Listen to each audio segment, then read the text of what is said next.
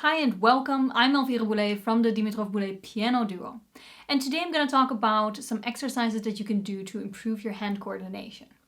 Now I've been seeing this question a lot, especially on our social media. Funnily enough, Dimitar and I don't actually see this problem very much occurring with our students.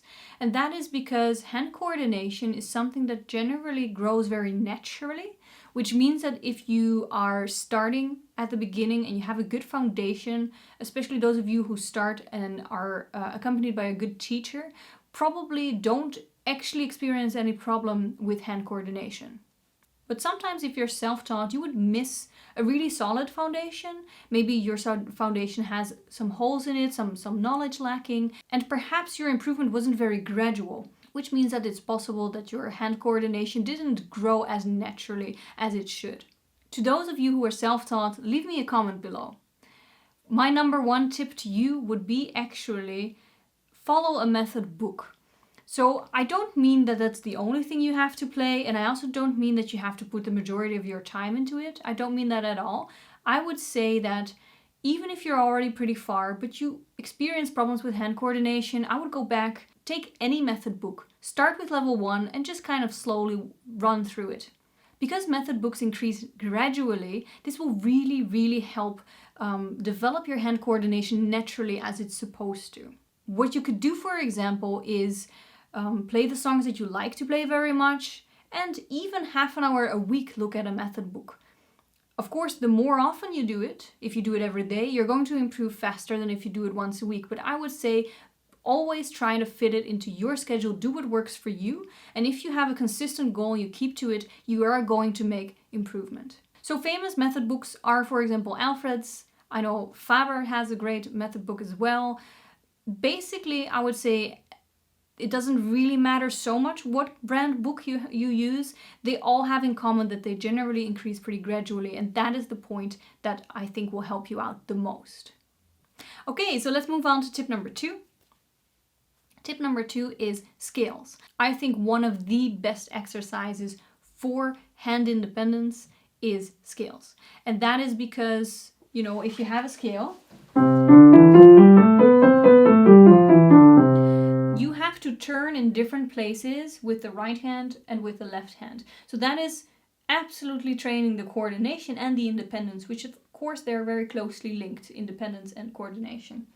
If you play, for example, C major scale, you have to, if you play the right hand, you do 1, 2, 3, and then you turn under 1, 2, 3, 4, 5.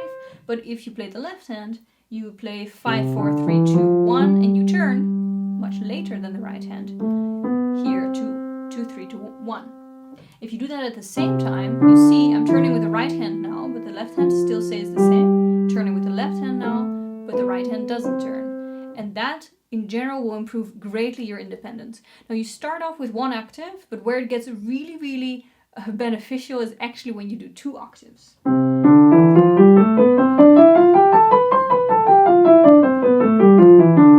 Because at different points you will have to turn at different points. And scales are really beneficial for you technically anyway, but it is really going to help you out in the with your coordination and with your independence. So you might think like, I would love to have the scales written out. You can, of course. I'm sure you can find a lot of scales online. What I really like to do is I like to play my scales from Hennen, the Virtuoso Pianist. It's in 3 parts. It has exercises in the first part, then skills and arpeggio and technical exercises in the second part, and then the third part is some more advanced exercises. And what I like about the Hennen is that they have all major and minor scales written out with a very clear fingering and just very pleasant. They have the major scale, then they have the minor harmonic, and then they have the minor melodic. So we would have, for example, C major.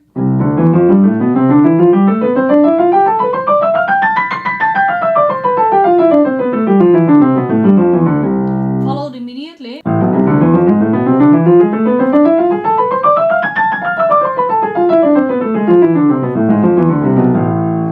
again with a nice outro, going to the melodic.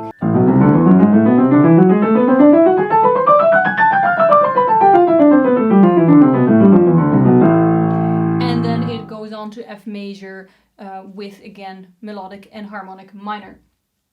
So that is something, and it is actually written out all the octaves, so you can check the fingering. It's very clear. It just says everywhere where you need to turn. So I think I really, really like having everything written out. So if you want that, just, buy the Hanon book. It's really great. Or perhaps you can find it online. Any composer that has been dead for 75 years is no longer falling under copyright. So perhaps you can find it online as well. I just like having my Hanon book. For our third tip, I would say etudes. Basically, any etude is going to help you with independence of the hands, because etudes are specifically made to be technically demanding. But I really like the 100 Progressive Etudes by Czerny. For those of you who have been following the channel, you know that Dimitar and I both are very big fans of Czerny. And these exercises specifically are really targeted on hand independence because they're progressive etudes, so they really, exactly what I said in tip number 1, it's about the gradual increase of pieces, and that's how you develop hand independence and coordination between your hands. So those 100 progressive etudes just really start very simple, are very focused on independence of the hands, are very focused on doing different things, and they just get more and more difficult. So that's 100 Progressive Etudes by Czerny, opus 139. The only thing that I would say is I would be very, very precise while you're studying them, because a lot of the benefits of these exercises are actually when you pay attention to the articulation. So actually I'm gonna show you here. I will just take my computer. Okay, so here I actually found just on IMSLP the score of this etude. They're also really short, which is really nice.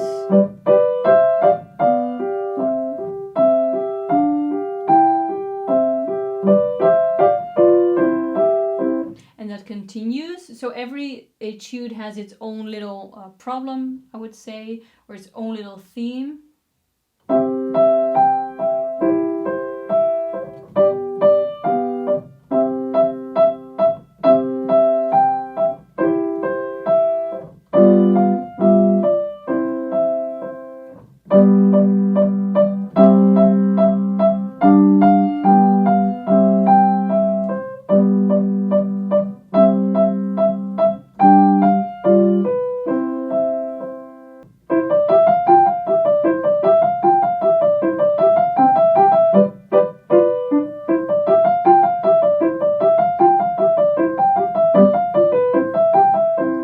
For example, especially these kinds of things are really, really good for the hand coordination, which you will notice when you practice them. So those would be my 3 tips to improve coordination between the hands.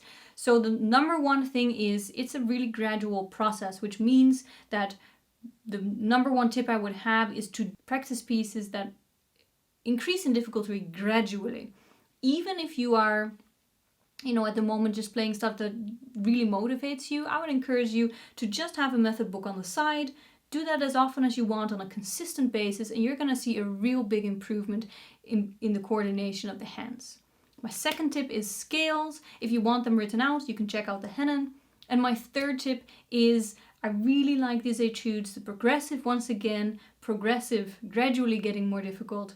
Etudes, 100 Etudes by Czerny, that's opus 139. You can find it on IMSLP or you can buy the book, whatever you like. So, if you want anything more particular to your situation, as I mentioned, Dimitar and I don't actually see these problems with our students. So if there's anything in particular you're struggling with hand coordination or anything else for that matter, just let us know through social media or in the comments here below. That doesn't matter. I wanted actually to say a big thank you to all of you on social media who have been giving us such really nice comments. They've been motivating us really, really a lot. I wanted to say thank you so much. Thank you so much for everybody that subscribed. If you're not subscribed yet, don't forget to subscribe. And thank you so much for watching. I hope this was helpful to you and see you next week.